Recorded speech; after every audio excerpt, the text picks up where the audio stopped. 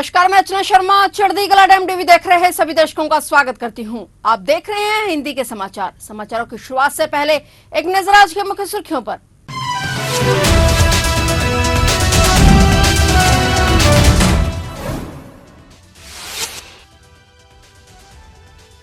नारेबाजी से नाराज सभापति धनखड़ कुर्सी छोड़कर उठे। कहा, विपक्ष के नेता मेरे खिलाफ टिप्पणी कर रहे। विपक्षी दलों ने सदन से किया वॉकआउट।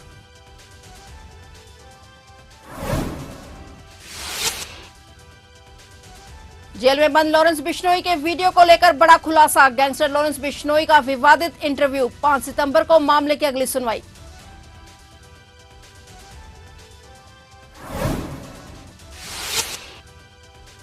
दिल्ली एयरपोर्ट पर खुला पंजाब सरकार का सुविधा केंद्र। सीएम भगवंत मान ने किया उद्घाटन। पंजाब सरकार और दिल्ली के बीच 2 साल के लिए समझौता।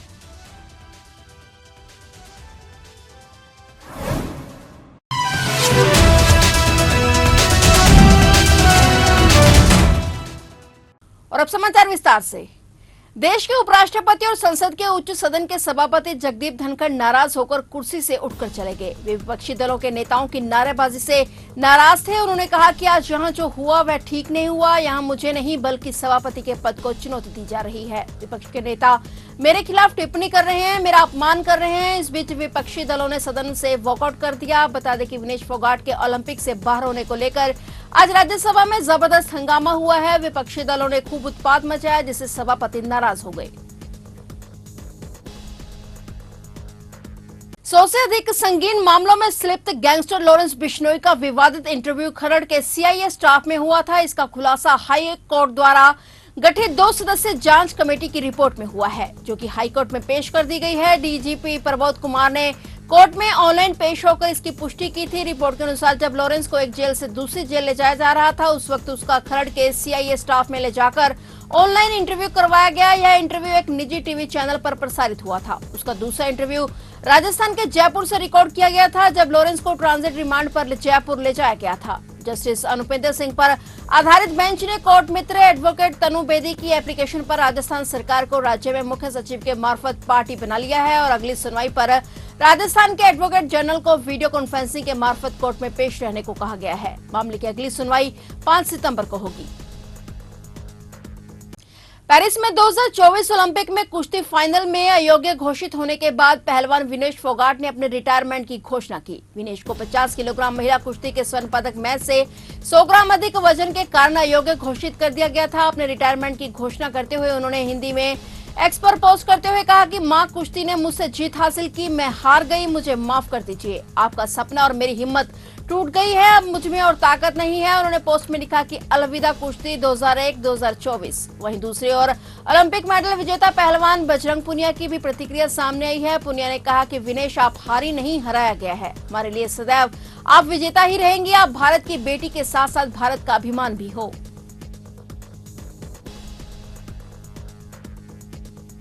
पेरिस ओलंपिक से भारत के लिए बुरी खबर है। महिला रेसलर अंतिम पंगाल का एक्रीडेशन कैंसिल कर दिया गया है और अंतिम की बहन गलत एक्रीडेशन कार्ड से खेल गांव में जाने की कोशिश कर रही थी और इस दौरान उन्हें रोक लिया गया और फिर पेरिस पुलिस ने अंतिम को सम्मन जारी कर दिया। फ्रांसीसी अधिकारियों द्वारा आईओए के संज्ञान में अनुशासनात्मक उल्लंघन का मामला ले जाने के बाद भारतीय ओलंपिक संघ ने रेसलर अंतिम और उनके सहयोगी स्टाफ को वापस भेजने का फैसला किया है। अंतिम पंगाल अपना मुकाबला हारने के बाद एक होटल में गई, जहां उनके निजी कोच और साथी ठहरे हुए थे। फिर उसने अपनी बहन को एक्रीडेशन कार्ड देकर खेलगांव से अपना सामान लाने के लिए कहा। इस दौरान उसकी बहन खेलगांव में घुसने की कोशिश में पकड़ी गई। उन्हें पेरिस पुलिस ने हिरासत में लिया था और भारत के हस्तक्षेप के बाद ही उन्हें जाने की अनुमति दी गई थी। ओलंपिक एसोसिएशन ने अब अंतिम, उनकी बहन और उनके कोच और उनके साथियों को अगली फ्लाइट से पेरिस छोड़ने के लिए कहा है, जो कल सुबह 4 बजे होगी। गौरतलब है कि अंतिम पंगाल पेरिस ओलंपिक में महिलाओं के 53 किलो वर्ग में तुर्की की येतगिल जेनेब से 0-10 से हार के बाद बाहर हो गई थी। धारा 370 हटने के बाद जम्मू कश्मीर में चुनाव होने का इंतजार है। अब इस मामले में बड़ी खबर सामने आई है। सूत्रों के अनुसार जम्मू कश्मीर, हरियाणा और महाराष्ट्र में चुनाव एक ही साथ हो सकते हैं। हालांकि झारखंड चुनाव के अलग से होने की संभावना है। इस मामले पर अंतिम फैसला 20 अगस्त तक लिया जाएगा। प्राप्त जानकारी के मुताबिक जम्मू कश्मीर के बाद चुनाव आयोग का हरियाणा और महाराष्ट्र का दौरा तय है। 12 और 13 अगस्त को हरियाणा के दौरे पर चुनाव आयोग जाएगा। हरियाणा के बाद चुनाव आयोग महाराष्ट्र का दौरा करेगा। जम्मू कश्मीर, हरियाणा और महाराष्ट्र के चुनाव झारखंड का चुनाव अलग होने की संभावना बरकरार है और हरियाणा और महाराष्ट्र में अक्टूबर में मतदान होगा। जम्मू कश्मीर में सितंबर अक्टूबर में मतदान संभावित है। जम्मू कश्मीर में चुनाव कराने का अंतिम फैसला सभी साझेदारों से बात करने के बाद होगा। हालांकि चुनाव आयोग ने अब तक जो चुनावी दिशा निर्देश जारी किए हैं वो जम्मू कश्मीर, हरियाणा, महाराष्ट्र, झारखंड के लिए भी हैं, लेकिन चुनाव आयोग के पास झारखंड के चुनाव को अलग करने का भी विकल्प मौजूद है।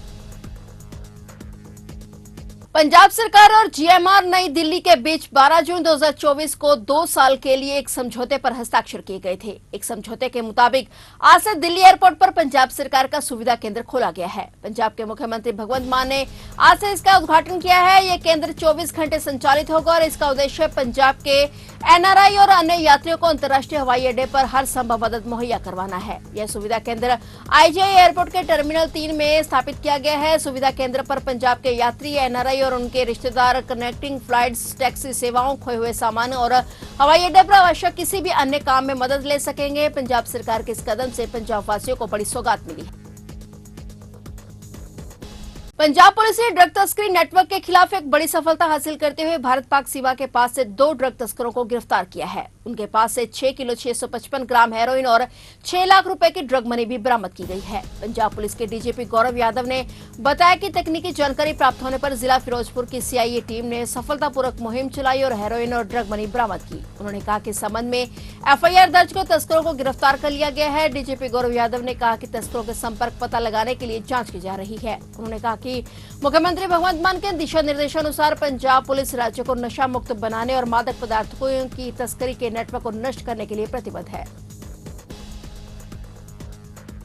पंजाब वासियों के लिए जरूरी खबर है। दरअसल पिछले करीब 8 वर्षों से तेल कंपनियों द्वारा पेट्रोलियम डीलरों को मार्जिन मनी में बढ़ोतरी नहीं करने के विरोध में उतरे पेट्रोल पंपों के कारोबारियों द्वारा प्रत्येक रविवार को पेट्रोल पंप बंद रखने की 18 अगस्त से शुरुआत की जा रही है। ऐसे में राखी जैसे महत्वपूर्ण त्योहार से ठीक एक दिन पहले रविवार को लुधियाना जिले से संबंधित सभी पेट्रोल पंप बंद रहने के कारण शहरवासियों को भारी परेशानियों का सामना करना पड़ सकता है। लुधियाना पेट्रोलियम डीलर एसोसिएशन के पदाधिकारियों ने जानकारी देते हुए बताया कि वे कतई नहीं चाहते कि वे पेट्रोल पंप बंद करें, लेकिन उनकी मजबूरी है कि पिछले 8 वर्षों से तेल कंपनी और केंद्र की मोदी सरकार द्वारा डीलरों की मार्जिन मनी बढ़ाने के लिए कोई विशेष कदम नहीं उठाए गए हैं। जबकि पिछले 8 वर्षों के दौरान महंगाई कई गुना बढ़ गई है, जिसमें विशेष तौर पर पेट्रोल और डीजल की कीमतें लगभग 2 गुना तक की भारी बढ़ोतरी के होने के साथ ही पेट्रोल पंप पर काम करने वाले कर्मचारियों का वेतन, बिजली के बिल, चाय पानी, साफ सफाई आदि जैसे खर्चे उठाना अब डीलरों के बस से बाहर की बात होती जा रही है। उन्होंने आने वाले दिनों में संघर्ष और भी तेज करने की चेतावनी दी है।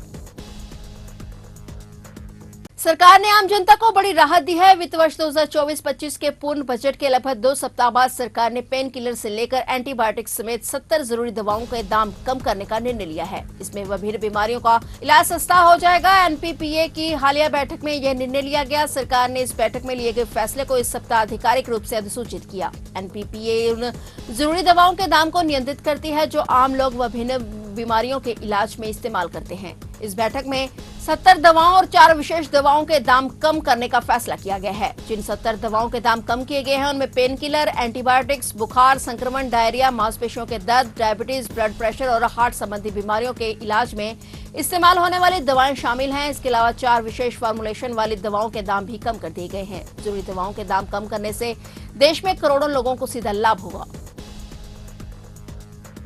बिहार के मुजफ्फरपुर में दिल दहला देने वाला मामला सामने आया, जहां बच्चों द्वारा यूट्यूब देखकर बम बनाने का प्रयास किया जा रहा था। इसी दौरान जोर से धमाका हुआ जिसमें 5 बच्चे जख्मी हो गए। घटना मुजफ्फरपुर में गायघाट थाना क्षेत्र के मुन्नी बंगरा कल्याण गांव की है, जहां यूट्यूब देखकर कुछ बच्चे बम बनाना सीख रहे थे। बच्चे एक टॉर्च में माचिस की तीली और पटाखे के बारूद को निकालकर बम बनाने की कोशिश कर रहे थे, तभी ब्लास्ट हो गया। धमाके के कारण 5 बच्चे जख्मी हो गए। इस हादसे में एक बच्चा गंभीर रूप से घायल हो गया, जबकि 4 बच्चे आंशिक रूप से झुलस गए हैं। इस विस्फोट के बाद इलाके में हड़कंप मच गया। स्थानीय लोगों ने घायल बच्चों को अस्पताल पहुंचाया, जहां उनका इलाज चल रहा है। वहीं सूचना मिलते ही पुलिस मौके पर पहुंची और मामले की जांच में जुट गई है।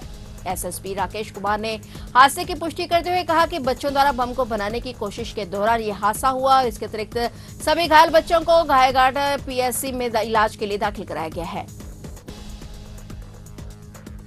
फिलहाल हिंदी के समाचारों में इतना ही, और नए समाचारों के साथ फिर से हाजिर होंगे। तब तक के लिए देखते रहिए चढ़ती कला टाइम टीवी।